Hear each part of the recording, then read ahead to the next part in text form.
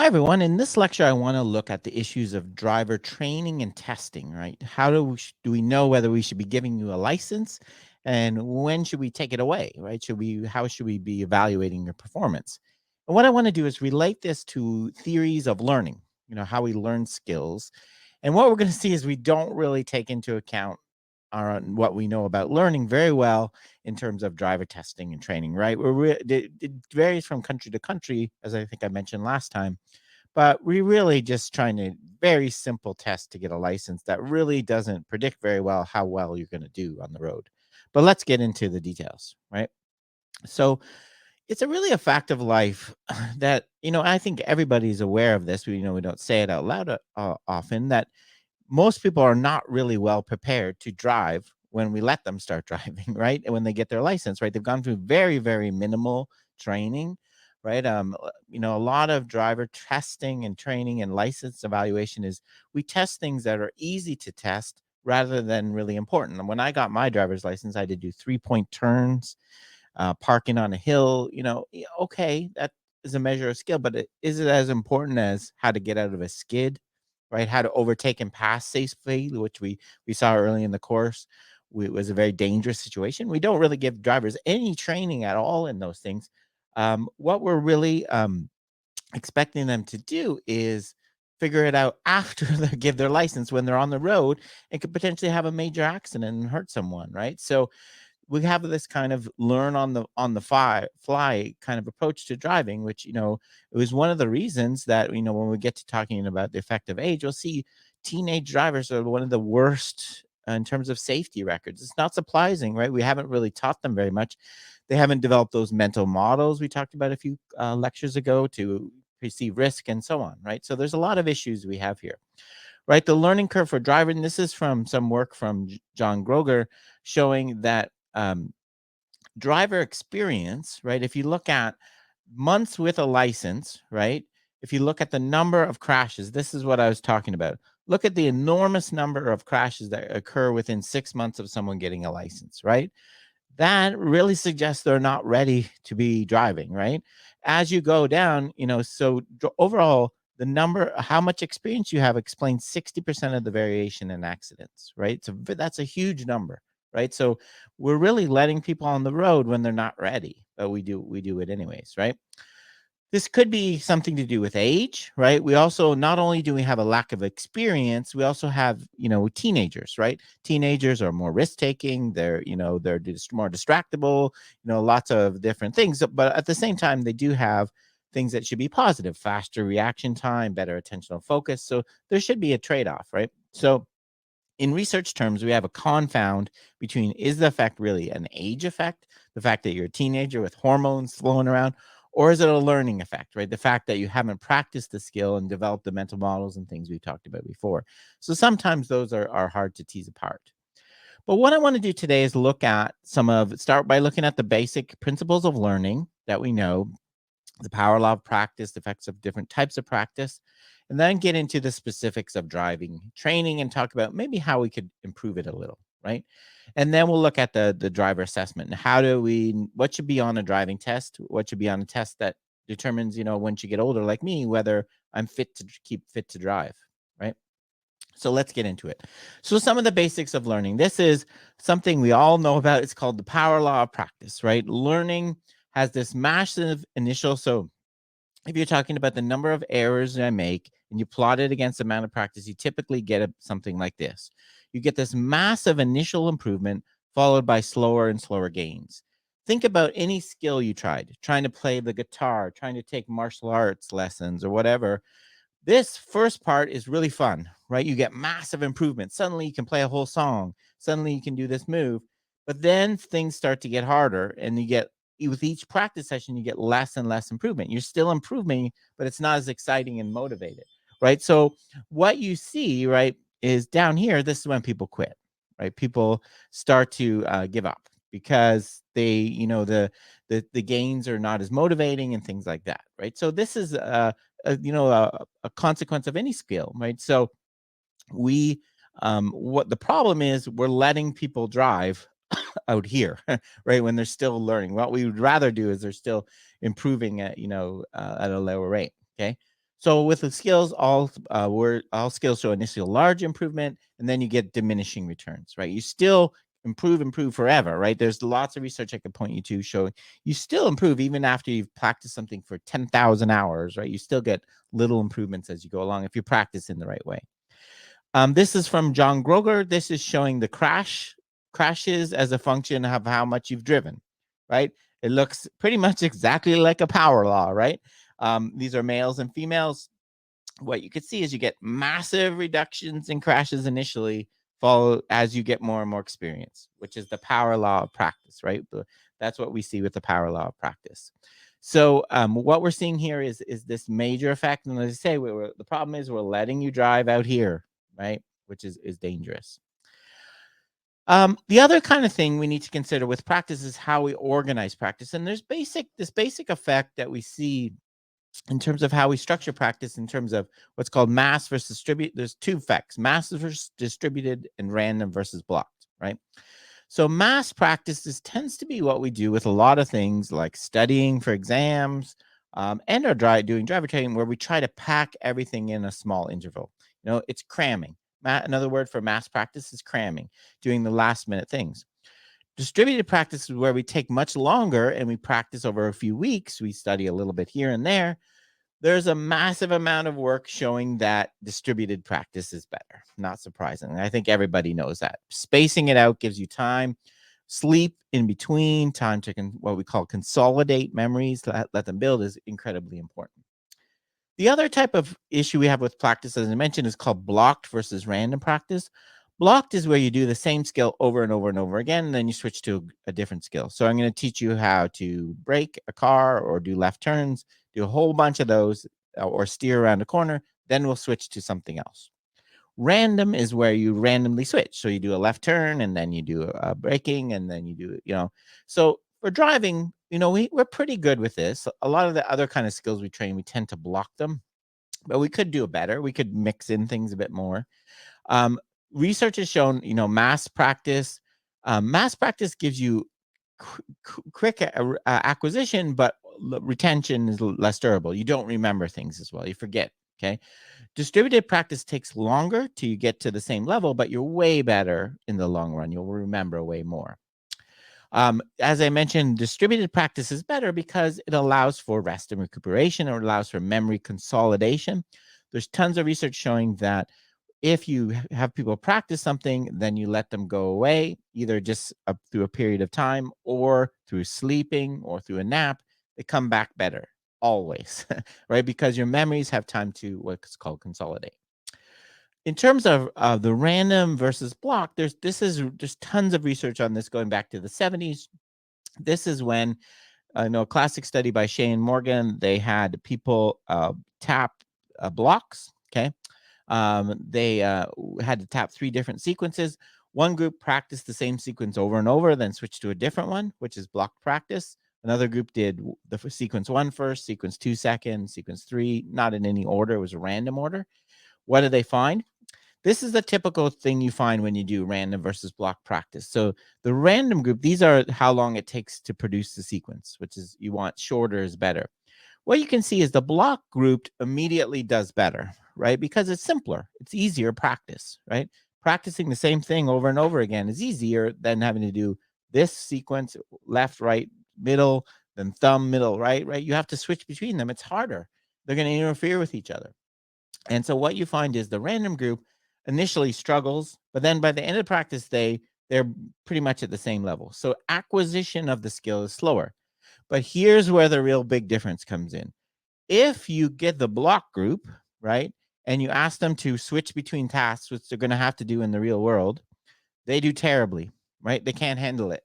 They can't handle being able to switch. Whereas the the group that was random, you could see they can handle anything, right? So in the long term, retention and what we call transfer, switching to different situations, is way better if you go through the time of doing random practice, right? It'll initially make you slow, but in the long run, it's way more advantageous, right, than doing block practice. Okay. The reason that, there's a bunch of explanations for this, the most common one given is what's called contextual interference, right? Having to switch between a sequence of, different finger sequences is going to interfere with each other, right? When I try to do sequence number 2, I'm going to recall sequence number 3. This makes the learning stronger, right? Having to fight this interference, right? And so there's a lot of research showing that fact.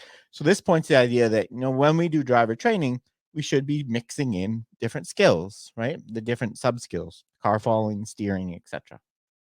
Okay. Um, in terms of models of skill acquisition, the most famous ones are based on kind of this idea, and it's formal. There's one about what are called Fitz and Posner is a really famous one.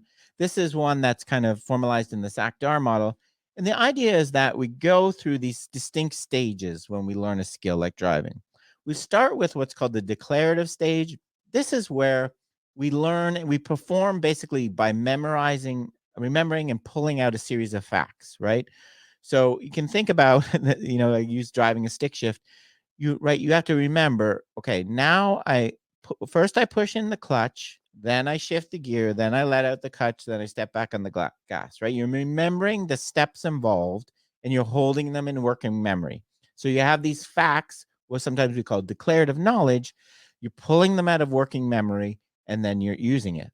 This makes us very slow and very error prone, right? Because I have to pull things out of memory. It's going to make me very slow. If I miss a step, it's going to grind the gears. It also, as we've talked about when we talked about attention, when I have to perform skills this way, very attention and memory, I can't devote my attention to the outside world as much and pick up, someone cutting me off or something, right? But what happens over the long term, right, is with practice and practice, I encode things. So I take things from short-term memory, so imagine someone gives you their phone number, you hold it in short-term memory originally, right? So just so you can dial it, or enter it in your phone now. But if you kept rehearsing it, you would eventually put it into long-term memory storage. Encoding is putting things into long-term memory. Retrieval is pulling them out, right? So as I mentioned, in this declarative stage, performance is slow and not very fluid, prone to error. Okay. We're not going to be very good at any kind of distraction is going to hurt our performance because we have to devote all our attention and memory to what we're doing. Okay. With time, what happens is we learn to get more efficient by developing what's called the associative stage. We begin to link together things, stimulus response, right? So we know when this happens, I do that, and we put that together as one chunk, right? So we don't have to remember them susceptible, right? So we're kind of learning here. The final stage is what's sometimes called the procedural or autonomous stage. The idea here is we've developed, instead of using declarative knowledge, remembering facts that we pull out of our brain, we've used procedural knowledge, right? We've things stored that can be pulled out unconsciously to execute movements, right? So think about how you run, right? You don't think about, okay, I need to bend my knee now. My left leg needs to do this. My right leg needs to do this, right? That is stored somewhere in your memory that doesn't require you to pull any steps out in working memory. It doesn't require you to focus your attention. Well, almost everybody, while they're running, can put their attention somewhere else, right? So over time, we become, sometimes the word we use is automatic, right? We can perform skills without having to devote a lot of, attention and memory to them. Interestingly, this is also why sometimes really good athletes don't make good coaches, because when you get to this level, you're not consciously aware of what's going on anymore when you're performing the skill. So you have a hard time verbalizing. Think about riding a bike. Describe to someone what your left foot is doing when your right foot is down at the bottom, right? Is it up the top? What angle should it be? It's difficult because you don't think about those things anymore after you practice the skill. Okay. Implications for this, we should get, sometimes that the effect I've called just described is called expertise induced amnesia, right? You forget how to do things, how you actually do it step by step because you're not doing it that way. We've also seen the other kind of implication for this I've already talked about, and we've seen in the research we've been looking at is when you're more experienced, you have more attention to put on the outside world, right? You can handle distractions better, you can perceive risk better, and so on. Okay. The other thing we should, if this is I've done this research in sports, and you can sometimes see it, implications for driving. Once you become an expert and you're not using attention and memory anymore, If I force you to think about what you're doing, it should make you worse, right? Because you're using a different kind of thing. That's what we think often happens in choking under pressure in sports, right? If I force you to turn your attention inwards because maybe it's a putt to win a golf tournament, that hurts your performance because you're controlling it in a different way. Okay. Whereas attending to execution of movement should enhance novices. Like that's what you want to be doing, focusing on your movement. Okay. The other issue we can talk a lot about, and other than the structure of practice and this model, is what's called transfer of training, right? That's how well does what you're practicing um, transfer to the real thing, right? A question: does driving in a driving simulator actually transfer to the real road, right? And we're going to talk about simulators when we get to aviation, I believe, and we'll really dive into this. Is there value to learning? Um, you know, t- uh, Driving simulator, it does, or a flight simulator. Does it actually make you fly better a real plane? This is a big issue, and this is actually, I'll give you an example of this. On your phone, you can buy an apps like there's one called Luminosity. There's a bunch of other games that you can buy. And what they claim is that they're memory and attention games. They claim that they're going to help you in the real world. They'll be transfer from this little game on your phone to, so if I play a memory game on my phone, maybe it'll help me find my car better when I go to a shopping mall. Like that's an example of transfer.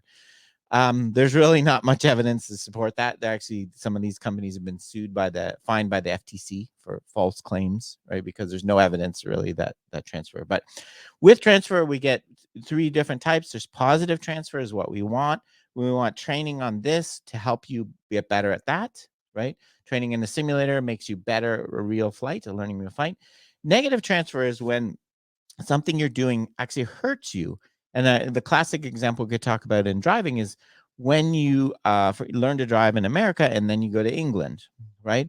Learning to drive where you follow the rule, drive on the right side of the road, really hurts and negatively impacts you when you try to learn to drive on the left, right? Because they interfere with each other. Okay. And then we can get no transfer at all, which is what occurs most commonly, right? Transfer is really hard to produce, really, we see. Okay. So we know we need, even these models predict, we need really similar skills, right? That what you're training in has to be very similar to get any kind of transfer. That's the bottom line of what we see. Okay. We get, there's classic examples in sports, right? Someone like Michael Jordan, who had incredible skills. He's one of the most amazing athletes of all time in basketball. When he tried to play baseball, he really struggled. Okay. There's some evidence you get negative transfer, and there's lots of ways to produce that as well. But the bottom line I want you is if we're going to get people drive safely on the road, we need to do whatever we're training them with to be pretty similar, or we're not going to get any good effects. Okay. We can also look at the kind of feedback you get, right? When you train, when you're learning to drive, there's two basic types of feedback we get, right? Intrinsic feedback and extrinsic feedback. Intrinsic feedback is feedback that you get from your own senses naturally, right? So when I drive along a road, a bumpy road, I can get a perception of speed because the sound, right? The sound, the vibration, or the optic flow, right? Those are things I can pick up naturally that tell me I'm going really fast. Extrinsic is something from the outside that we don't have naturally, like a speedometer, right? So a speedometer tells me how fast I'm going. That's not my natural sense picking up. It's this thing that's measuring something for me. Okay. Um, Intuitively, we would think that the more extrinsic feedback, the more information I could give you about your driving performance, how fast you're going. I could give you a monitor to show you your time headway. I could give you a monitor, something to show your position in the lane, right? I could give you a whole bunch of extrinsic feedback. What we actually see is that actually hurts performance, right? In a lot of different skills, because it actually, if we give that all the time, it's much worse than if we give it kind of infrequently. A third of the time is kind of better. The reason is, right, when you get too much extrinsic feedback, you stop tuning into your own intrinsic feedback. We want you to be able to naturally sense when you're going around a curve too fast, right? By your vision, by the proprioceptive information, your touch information. if we keep giving you a gauge that's telling you that, what's going to happen when the gauge goes away, right? Or you don't have the attention to put to it. We don't want that. We don't want you to become over dependent on it. We want you to be able to perceive things naturally yourself. Okay. So you become too reliant on it, on the extrinsic feedback. Okay. So those are some of the basics of learning. Let's get into the actual driver training and testing. Okay. So driver training, obviously, it has an incredibly low level of proficiency, right? It's trying to get you, and it's not trying to get you to become an expert, right? When we see another difference, the two things in the course I like to point out, another major difference, obviously, between driving and aviation is the training, right? To become a pilot, you really do need to become an expert, right? You could need to go through hours and hours of flight hours, pay for all this training and go through hours, right? um, we really get just getting you barely minimum proficient to let you drive, right? Because we think of it as a right, a privilege, right? And then we also don't really give you all the sub skills you need for driving, as we've tried to point out. Okay. Um, Going back to some great work by John Groger, they looked at the rate at which we acquire different skills by looking at the number of errors people make, the number of comments a driving instructor makes. And what they found was, yes, there's a power law for each skill, but different maneuvers kind of get acquired at different rates. Okay. And it's not just based on the total number of hours, right? So learning to drive on a 2-lane road doesn't transfer to learning to drive on a big interstate with 4 lanes, right? We need to have each of them get some time, really, to if we really wanted you to learn them effectively. Okay. So they looked at a bunch of the relationship between, turning. This was in England, so they looked at the use of roundabouts. And there's some of them are related, but there's not like perfect relationships between all of them. Okay. Um, there's a bunch of research on teenage drivers. What's a better way to train them? I showed you the accident rates. It's a very serious problem. There's a bunch of things we're going to talk about when we get to age. Graduated licensing, monitors in the car, so on. This study looked at, what's the difference between drivers that have been trained by their parents and drivers that have been trained by professional instructors. So in some countries, you have to go through professional instructions.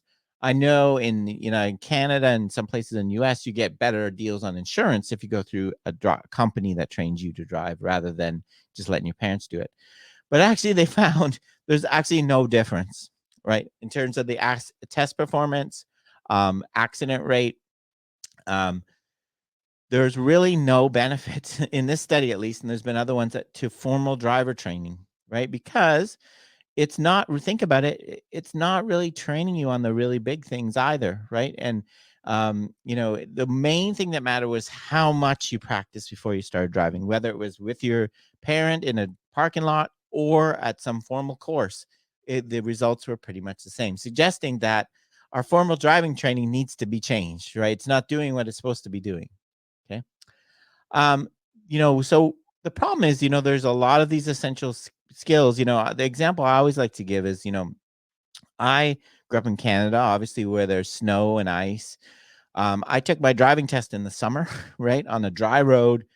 I was given no instruction or tested in my ability about how to get out of a skid, right? So when you're driving up and your car starts to slide, what are you supposed to do? No one ever told me.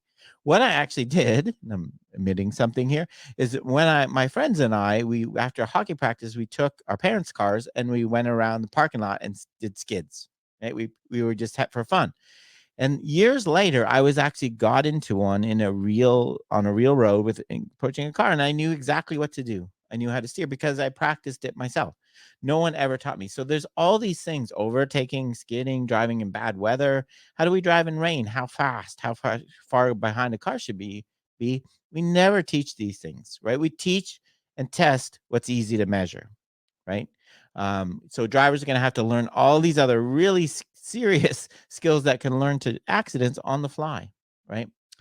Um, and when we pass our test, we start to do this random practice and mixed practice. Um, it's going to be slow, right? When we start to, we're going to do overtaking very infrequently. So it's going to take us a long time to learn it, but it will be beneficial. And people do get better once you let them drive. But it's unfortunately it's after they have their license and they're on the road and can cause accidents, right? Um, so if we really wanted to reduce accident rate, we would need to make sure all drivers were proficient. Okay, we would need to vary the condition. We need to give them breaks. We need to give them different types of feedback. We need to look at different tasks or different rate to learn. So driving training would have to be much more involved, much more expensive, right? If we really wanted to reduce accidents, but we're probably not going to do that, right? No one's really interested in doing this, and I don't know if I said this at the course. It's just I've been frustrated over the years. I've preached about this a lot. Driving accidents is in one of the top 5 causes of death in the world, right? And it's something we just accept. We treat it like it's a disease, that we can't do anything about, right? We could do stuff about it if we really wanted to, like things like this, but we don't. Right? We choose. It's not worth it for us, So that's something we, and luckily, I think technology is coming to the rescue in a few ways with automation and driver safety. So, maybe we don't need to go this far, but it's still something I think we should think about. Professional driving training may offer no advantage, right? It's really how much hours you need.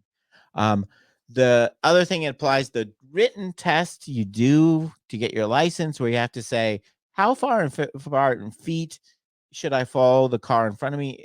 90% of that is a complete and utter waste of time, right? Because you're giving declarative facts that are not going to actually be used, right?